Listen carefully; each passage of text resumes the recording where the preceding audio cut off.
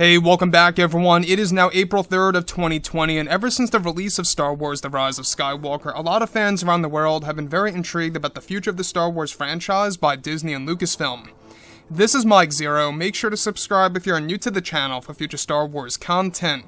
Now, the one thing about Disney Star Wars is that we do know that they are mainly focused on their new Star Wars trilogy, also known as the fourth Star Wars trilogy, that is really going to bring fans into new eras of the franchise, as well as a brand new mythology that's really going to reshape the franchise and really evolve it as we know it.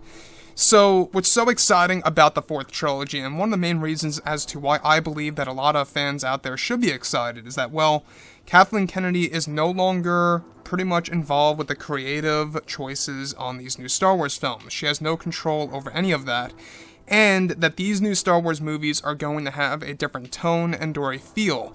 Great example is if you look at the prequels, originals, and sequels, they all have different tones, and that's exactly what's going to happen with the fourth Star Wars trilogy, is that it's going to have a different feel than the sequel trilogy movies. So for those of you out there who dislike the sequel trilogy movies and the tone of those films, they're actually gearing towards these movies actually being the darkest Star Wars movies yet. And I think that's one thing to embrace. I think that having darker Star Wars films actually works. I think one of the main reasons as to why I love Rogue One: A Star Wars Story is that it has a darker tone to it all. Now, with that being said, what's really intriguing, of course, is that now that both Disney and Lucasfilm are finished with The Rise of Skywalker, they are focused on their new Star Wars trilogy of films as well as their new Star Wars universe. It's noted that Disney is currently mainly focused on developing the first film of the new Star Wars trilogy, dubbed as Star Wars X, which is set to include a well-known Star Wars character known as Abeloth. Now, Abeloth, a very powerful Star Wars character, also known as the Bringer of Chaos and the Queen of the Stars, was very powerful through the ways of the light side of the Force and the dark side. Now, it's said that Lucasfilm wants to introduce a brand new power in Star Wars X, also known as the Well of Power, Abeloth feeds off from, that makes the character so powerful in the known galaxy. Not just that, but also Kevin Feige is said to be hard at work on trying to get an A-list actor like Leonardo DiCaprio to portray the role of a Jedi in the new Star Wars X movie.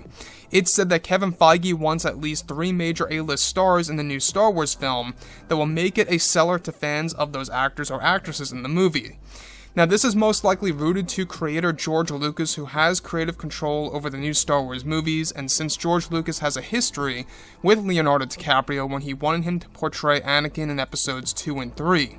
Lucasfilm is also going to introduce a third power stronger than both the dark side and the light side of the Force, where this power is said to be located over in the unknown regions, and that Star Wars X will primarily focus on the power between the dark side of the Force and the light side that is described to be superior.